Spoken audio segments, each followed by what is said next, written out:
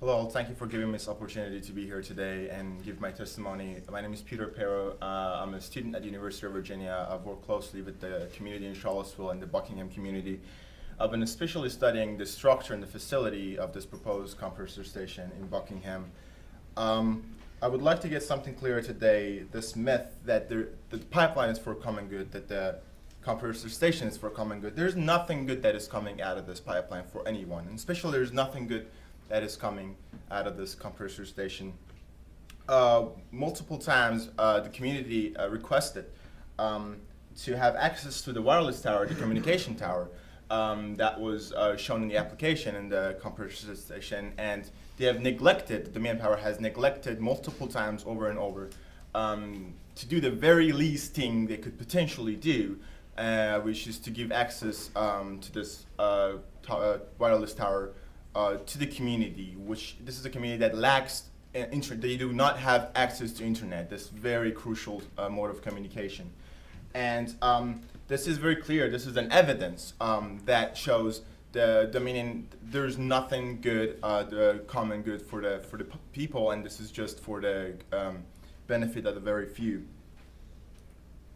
Another thing that we've discovered in the applications that have been submitted is that there are three tanks with volatile material in them that could potentially put the whole community in danger with the smallest explosion.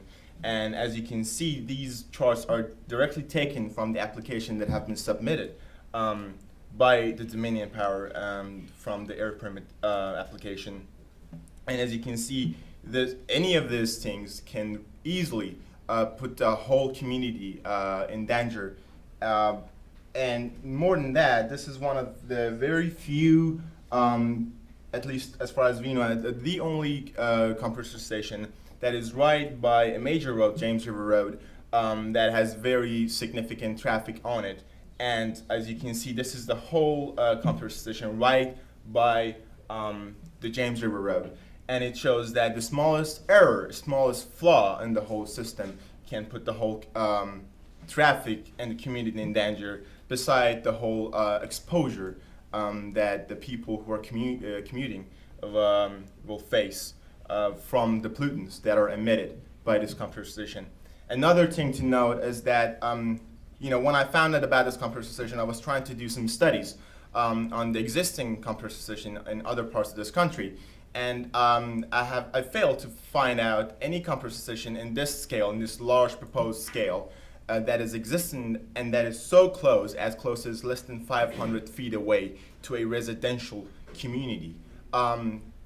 If you read through the applications, they show that this is a agricultural community, and I have been there. I've spent hours there, and if you go there, you will see this is an active, living, thriving community that they're trying to destroy. And it's much larger than anything we've seen. And the studies that have been done in a compressor station are in a compressor station much smaller than this. So we don't actually know the potential impacts of it. And the current existing studies that have been done, show that there are a wide range of pollutants emitted by these sort of compressor stations.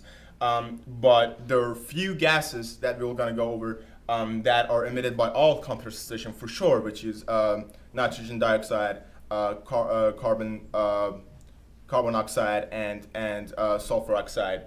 And these are potentially, these are very dangerous pollutants. And there are so many health impacts that would come out of it. Headaches is the very least of it. And this is just disturbing to see that they have proposed such a thing, and they've claimed that this is an agricultural community. Another thing that doesn't get mentioned often is the fact that this location, this property of the proposed compressor station contains two main wetlands with unique ecosystems that are in them. And as you can see, they're shown in green. These are existing ecosystems with a unique, and that the proposed compressor station is ripping through one of them, is destroying it entirely, and it's hugely impacting the other one to the west of it. As you can see, the proposed compressor station, the north of it is going towards West Virginia and it's going south towards North Carolina. And I would like to end, I started with a myth, and I would love to end with the second myth, that it will have no impact, on existing agricultural environment.